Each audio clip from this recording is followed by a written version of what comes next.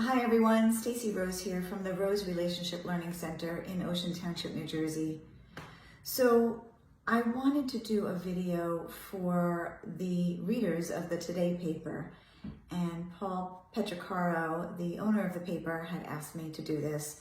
So it's my pleasure to offer a video article, if you will, this week, this month.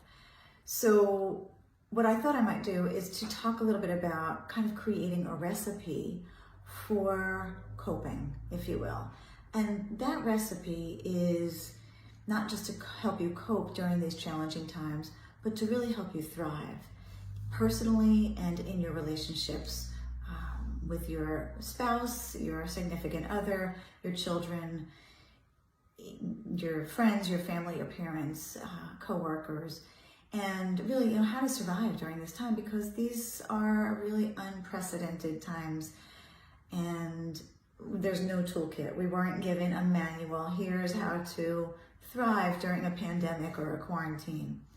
So I thought, again, I would offer you 3 ingredients to kind of this recipe for thriving during these times. The first ingredient is self-care.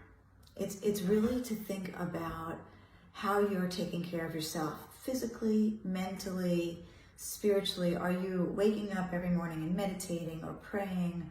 Are you waking up every morning and in a state of panic and watching the news immediately, which I wouldn't recommend that you do too much of? Or have you found yourself kind of fallen into a routine? And if you're not happy with the routine that you're in, how can you tweak it or change it?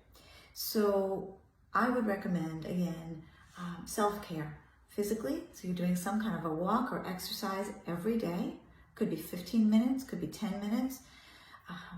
Mentally, you're meditating, you're praying, you're connecting socially with other people via FaceTime and Zoom. And maybe reaching out or texting somebody you haven't spoken to in a long time.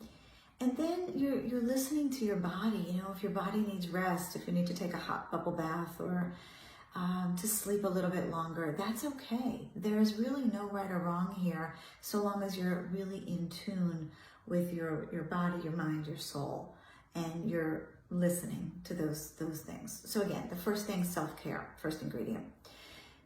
The second ingredient is self-talk. How are you talking to yourself? Because so much of the way in which we speak to ourselves determines how we feel and then how we act. It's thoughts first, feelings second, behavior third. So if you wake up in the morning and you say, oh my gosh, I can't believe this is still happening, this is awful, I'm afraid I'm going to die, which by the way is an understandable thought, you're going to feel probably pretty panicked and anxious. If instead you wake up in the morning and you ask yourself, how am I doing right now? Am I okay right now? And do I have what I need right this very second? If the answer to that is yes, wonderful. That's all we can control is right here and right now. So really be mindful of the way in which you speak to yourself. So that's the second ingredient. So the first one is self-care, the second one is self-talk, and the third one is hope. What we know from the literature and the research on hope is that it's one of the emotions, one of the human emotions that we feel only when it's related to something negative.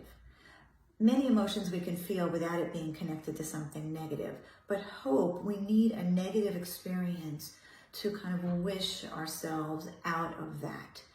And so we have a negative experience right now, for sure.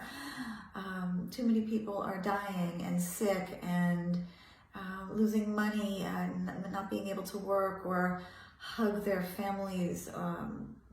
It is sad on many, many levels, and there is grief, legitimate grief that accompanies all of this.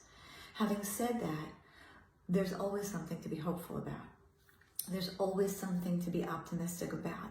And I do believe, as I've said before, that there are many gifts that accompany pain. So look at how communities are coming out at 7 p.m. every night and applauding the people on the front lines. And look at how neighbors are shopping for each other or even speaking to each other. I've seen neighbors walking in my neighborhood that I've never met before. So there are many beautiful things that are happening along with this horrific time that we're in, challenging time that we're in. And I want you to look for those things. So that will make you feel more hopeful and optimistic. If you can look for the silver lining, the gifts with the pain. Look for even micro moments. Look for a micro moment of joy that you can experience. Oh, I just noticed a beautiful bird fly by. I just noticed those two squirrels chasing each other in the woods. There's so much out there. And it's really about where we shift our focus. If we shift our focus to what's negative, we're going to feel something negative. If we shift ourselves to saying, okay, this is an awfully challenging and scary time in many ways, and at the same time, there's beauty, there's joy, there is optimism. Maybe the curve is lessening, maybe there are less cases, depending on what you listen to and what you read. It's hard to know what to believe, but keep coming back to here and now, everyone, and asking yourself, are you okay right here, right now? So the recipe for thriving, the recipe for succeeding through this challenging time, 3 main ingredients: self-care, doing what you need to do to take care of yourself every day. Positive and mindful self-talk is number 2. And finding ways to feel hopeful and optimistic is number 3. I wish you well. If you have any questions or comments or wanted to speak with me, feel free to reach out to me at 732-517-1177 or Stacey@staceyrose.com. That's STACEY@STACEYROSE.com. I wish you all well, positive mental health and physical health. Take care.